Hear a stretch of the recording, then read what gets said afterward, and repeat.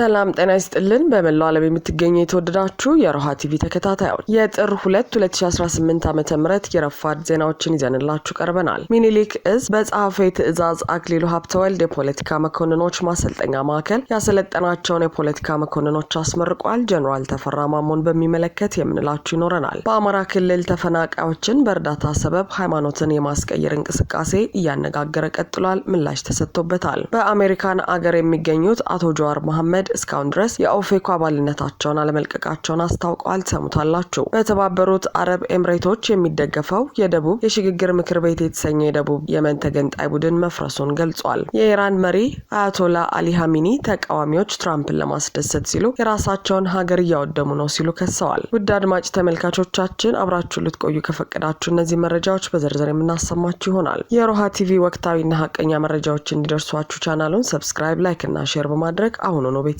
ይሁኑ።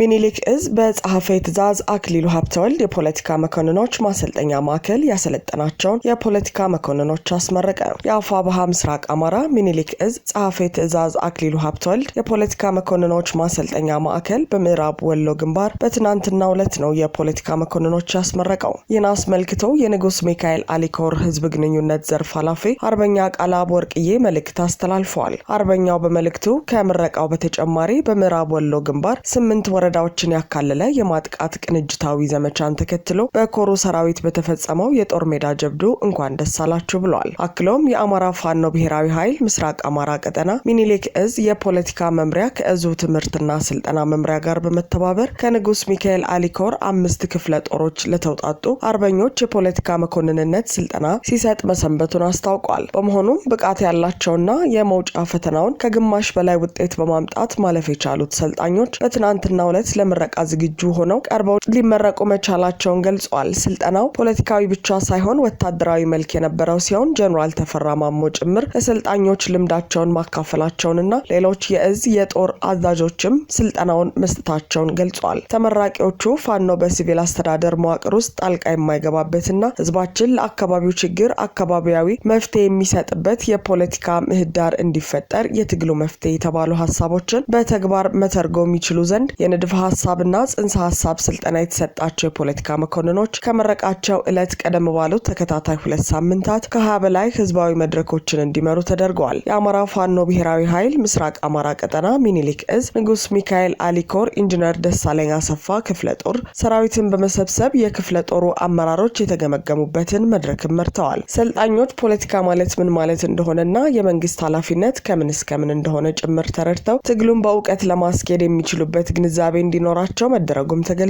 ሰልጣኞች የአማራ ህዝብ ኢትዮጵያን የሰራና ለዋላዊነቷን ያስከበረ ባንዲራዋንም ያላስደፈረ ህዝብ መሆኑን በአግባቡ ይገነዘቡ ዘንድ የሚያስችል ትምህርት የተሰጣቸው ሲሆን ከዚህ በተጨማሪ ስለ ማህበረሰብና መንግስት ግንኙነት፣ ስለ ዜጎች መብትና ነጻነት፣ ስለ አማራ ብሔርተኝነት ውልደትና እድገት እድሎችና ተግዳሮቶች፣ ስለ አማራነትና ኢትዮጵያዊነት፣ ስለ ጸረ አማራ ትርክት፣ ስለ አማራ ዘር ፍጅትና የህልውና ትግል፣ ስለ ፋኖነት ከትናንት እስከ ዛሬ፣ ስለ አማራ ፋኖ ትግል ስረ ምክንያት በትግሉ ሂደት ማለትም ከ2015 እስከ 2018 ዓመተ ምህረት ስለተስተዋሉ ችግሮች መነሻና ውጤት እንዲሁም የማስተካከያ እርምጃዎችን በተመለከተ በቂ ግንዛቤ እንዲኖራቸው መደረጉ ተነስቷል።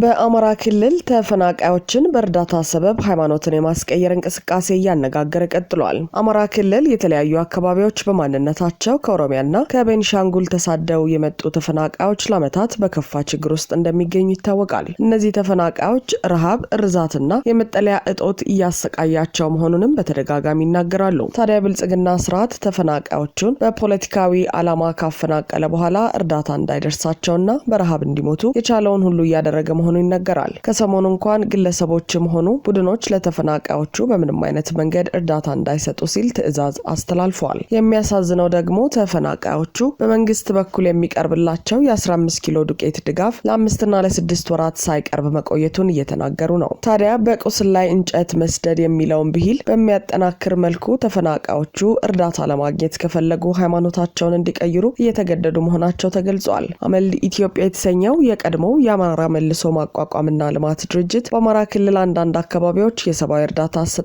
መርሆችን የሚጥሱ ተግባራት ይታያሉ ሲል ባወጣው መግለጫ መውቀሱን መዘገባችን ይታወሳል። ድርጅቱ በአንዳንድ አካላት አማካኝነት የሰዎችን ሰብአዊ ክብር፣ እምነትና ሞራል ባልጠበቀ መልኩ ሰብአዊ ድጋፎችን የእምነት ማራመጃና ማስፋፊያ መሳሪያ አድርጎ የመጠቀምና ተረጂዎችን ለተጽዕኖ የመዳረግ አሰራሮች መስተዋላቸው እጅግ አሳሳቢ ነው ሲልም ነው ያሰፈረው። ሆኖም እርዳታን የእምነት መሳሪያ ያደረጉ አካላትም ሆነ ድርጊቱ የተፈጸመበትን ስፍራ ግን ከመጥቀስ ተቆጥበዋል። ታዲያ የብልጽግና ወንጌል እምነት አራማጁ የብልጽግናው አገዛዝ ራሱ ከፈቀደላቸውና እውቅና ከሰጣቸው አካላት ውጪ ተፈናቃዮቹ ጋር ቀርቦ ድጋፍ መስጠት መከልከሉ ከዚህ ከአመልድ ወቀሳ ጋር የሚያገናኘው ነገር እንዳለ አስተያየት ሰጪዎች ጠቁመዋል። የአመልድ መግለጫ የእርዳታ ድርጅቶቹ የዜጎችን ችግር እንዳጋጣሚ በመጠቀም ይፈጽማሉ ያላቸውን ችግሮች ዘርዝረዋል። ሃይማኖት የማስቀየር፣ የተረጂዎችን ክብር መንካት፣ ከፍተኛ የሞራል ግድፈቶችን በእርዳታ ስም መከናወናቸውን ድርጅቱ አውግዟል። በብዛት የእስልምና እምነት ተከታይ አማራዎች ከወለጋ ተፈናቅለው በአማራ ክልል መጠለያዎች እስኪከርሙ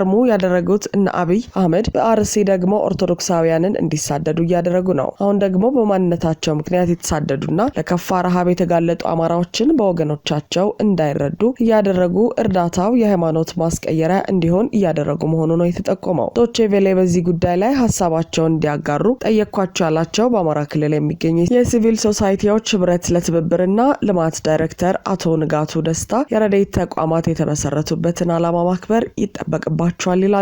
መርሁ የሚለው የረድኤት ተቋማት ከፖለቲካ ከሃይማኖት ገለልተኛ ናቸው። አስቸኳይ እርዳታ በሚያደርጉበት ጊዜ ሃይማኖትን፣ ዘርን፣ እምነትን መሰረት ሳያደርጉ ማገዝ ነው። ይህንን የማያደርጉ ካሉ ከመርሁ የወጡ ናቸው ይላሉ። በአንድ የረድኤት ተቋም ዳይሬክተር የሆኑ አስተያየት ሰጭም በእንደዚህ አይነት ከረድኤት ተግባር ዓላማ ጋር ያልወገነን ተግባር የሚፈጽሙ ድርጅቶች ካሉ መንግስት ዝም ማለት የለበትም ብለዋል። ሆኖም ወቀሳው የመጣው በእነሱና ለሁሉም እንቅስቃሴያቸው እውቅና በሰጠው መንግስቱ ነው። ይህ በድጋፍ ስም ሃይማኖት የማስቀየር እንቅስቃሴ በማህበረሰቡ ዘንድ ከፍተኛ የሆነ ቁጣን የቀሰቀሰና መነጋገሪያ የሆነ ጉዳይ ሆኗል። በአሜሪካን ሀገር የሚገኙት አቶ ጀዋር መሐመድ እስካሁን ድረስ የኦፌኮ አባልነታቸውን አለመልቀቃቸውን አስታወቁ። ከቢቢሲ አፋን ኦሮሞ ጋር ቃለ ምልልስ ያደረጉት አቶ ጀዋር መሐመድ ከኦሮሞ ፌዴራሊስት ኮንግረስ አባልነታቸውን እንዳለቀቁ ገልጸዋል። አቶ ጀዋር ከ4 ዓመት በፊት የኦፌኮ ሊቀመንበር ሆነው መመረጣቸው የሚታወስ ሲሆን ከሀገር ውጭ በመሆናቸው በፓርቲ ውስጥ ያላቸው ተሳትፎ ደካማ መሆኑን አንስተዋል። ፖለቲከኛው አሁንም የፓርቲው አባል ስለመሆናቸው ተጠይቀው አዎ ነኝ የሚል መልስ ሰጥተዋል። ኦፌኮ ባለፈው ምርጫ ያልተሳተፈ ሲሆን ዘንድሮ በሚደረገው ምርጫ ካልተሳተፈ በምርጫ ቦርድ የሚሰረዝ በመሆኑ በአዲስ አበባ ብቻ እንደሚወዳደር ማስታወቁ የሚታወስ ሲሆን አቶ ጀዋርም ይህንን የፓርቲውን አቋም እንደሚደግፉ ገልጸዋል። ፓርቲው በከተማው ውስጥ ከሚያቀርባቸው እጩዎች መካከል አቶ ጀዋር አንዱ ስለመሆንና አለመሆናቸው ተጠይቀው ፓርቲው የሚያቀርባቸውን እጩዎች ጊዜው ሲደርስ ያሳውቃል በማለት ቀጥተኛ መልስ ከመስጠት ተቆጥበዋል። ፓርቲው እጩ ቢያደርጋቸው ወደ ሀገር ገብተው በምርጫው መወዳደር ይችላሉ ወይ የሚለው ጥያቄ መልስ የሚሻ ቢሆንም አቶ ጀዋር ግን በዚህ ጉዳይ ላይ ቀጥተኛ መልስ አለመስጠታቸው አስገራሚ ሆኗል። በአሁኑ ወቅት ኑሯቸውን በውጭ ሀገር ማድረጋቸውን የገለጹት አቶ ጀዋር በአሁኑ ወቅት በኢትዮጵያ ውስጥ ያለው የፖለቲካ ምህዳር መጥበቡንና የፓርቲዎች እንቅስቃሴ መገደቡን ተናግረዋል። የተቃዋሚ ፓርቲ አባላት እንደሚገደሉና እንደሚታሰሩ እንዲሁም በጥሩ አይን እንደማይታዩ የጠቀሱት ፖለቲከኛው በዚህ ሁኔታ ውስጥ ገዢው ፓርቲ ተጠናክሯልም ሆነ ተዳክሟል ማለት አይቻልም ብለዋል። ጨምረውም የፖለቲካው ምህዳር በወያኔ ዘመን እንደነበረው ክፍት ቢሆን ብልጽግና ፓርቲ ይህንን ዓመት አያልፍም ያሉት አቶ ጀዋር በጠቅላይ ሚኒስትር አብይ አህመድ የሚመራው መንግስት ሀገሪቷን ጥፋት ውስጥ እያስገባት እንደሆነ አስረድተዋል። በውጭ ሀገር ሆነው የፖለቲካ ትግላቸውን መቀጠላቸውን አስታውቀዋል።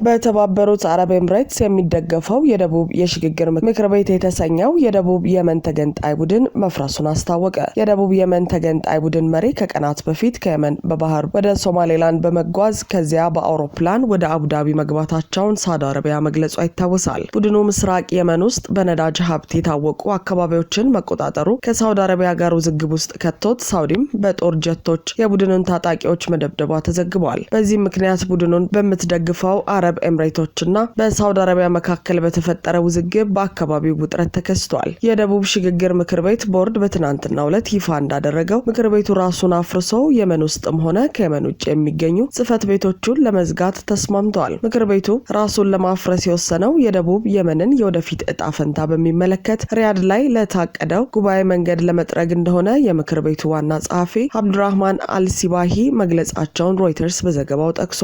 የደቡባዊ ሽግግር ምክር ቤት ህዝብ ውሳኔ ለማካሄድ ማቀዱን ይፋ ካደረገ በኋላ ባለፈው ሳምንት ሳውዲ የየመን ተቀናቃኝ ኃይሎችን ለውይይት ጋብዛ ነበር። ሆኖም የምክር ቤቱ መሪ አይደሩስ አልዙበይዲን ከየመን በድብቅ ወደ አቡዳቢ መግባታቸው ተሰምቷል። ሶማሊያ በበኩሏ ያለ ፍቃድ የአልዙበይዲን ወደ ግዛቷ መግባትን በተመለከተ ምርመራ አካሂዳለሁ ብላለች። የተባበሩት አረብ ኤምሬቶች የምትደግፈው የቡድን መፍረሱ ከሳውዲ ጋር የምታደርገውን ፉክክር አደጋ ውስጥ የከተተ ነውም ተብሏል። በአገራት የውስጥ ጉዳይ በመግባትና አገራትን በማፍረስ የምትታወቀው የተባበሩት አረብ ኤምሬቶች በኢትዮጵያም ለብልጽግናው አገዛዝ ድሮንና መሳሪያዎችን በማቀበል የራሱን ህዝብ የመጨፍጨፍ ፖሊሲውን በማገዝ ላይ ትገኛለች። በተመሳሳይ የሱዳን የእርስ በርስ ጦርነት እንዲቀጥል የአንበሳውን ድርሻ እየተጫወተች ሲሆን በሶማሌላንድና በሶማሊያ በኢትዮጵያና በኤርትራ ጉዳይ እጇን በማስገባት ቀጠናዊ ጦርነት ተነስቶ ከእሳቱ ለመሞቅ እየሰራች ነው።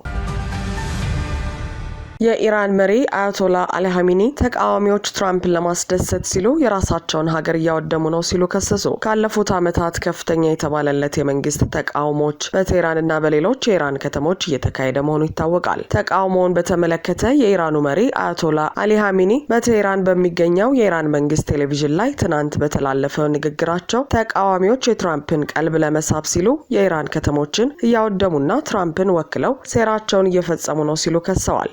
ተቃዋሚዎችን አጥፊዎች ሲሉ የጠራቸው ኻሜኒ የኢራን ከተሞች ትራምፕን ለማስደሰት በሚሯሯጡ ተቃዋሚዎች ውድመት እየደረሰባቸው ነው ብለዋል። ኻሜኒ ትላንት ባስተላለፉት መልእክት በአገሪቱ ዋና ከተማና በሌሎች አካባቢዎች የተፋፋመው ህዝባዊ ተቃውሞ እንዲቆምና ወደ አንድነት አማራጭ እንዲመጣ ጥሪ ማቅረባቸው ይታወቃል። በኢራናውያን ደም ትራምፕ እጃቸው አለበት ሲሉም ከሰዋል። ባሳለፍነው ሳምንት ትራምፕ ኢራን ሰላማዊ ተቃዋሚዎችን በኃይል የምትገድል ከሆነ አሜሪካ ታድናቸዋለች ብለው ማስጠንቀቃቸው ይታወሳል። ታህሳስ 28 በአገሪቱ ከተሞች በተጀመረው የተቃውሞ ሰልፉ ይህ ዜና እስከሚጠናከርበት ሰዓት ድረስ ከ200 በላይ ሰዎች መሞታቸውን ዶክተሮች አስታውቀዋል። በመላ አገሪቱ ኢንተርኔት መዘጋቱም ተዘግቧል። ቴህራን ሁኔታውን ለመቆጣጠር እየታገለች መሆኑን ገልጻለች። ተቃዋሚዎች የኢራን ሁለንተናዊ መሪ አያቶላ አሊ ኻሜኒ ከስልጣን እንዲለቁና ደጋፊዎቻቸው ወደ ጎዳና እንዲወጡ ያሳሰቡትን የቀድሞ ሻህ ልጅ ሬዛ ፓህላቪ ቦታውን እንዲረከቡ ሲጠይቁ የሚያሳዩ ተንቀሳቃሽ ምስሎች በስፋት ተሰራጭተዋል። አድማጭ ተመልካቾቻችን የሰዓቱ የሮሃ ቲቪ ዜናዎች የተከታተላችኋቸውን ይመስሉ ነበር። አብራችሁን ስለነበራችሁ ከልብ እናመሰግናለን። ሰላም።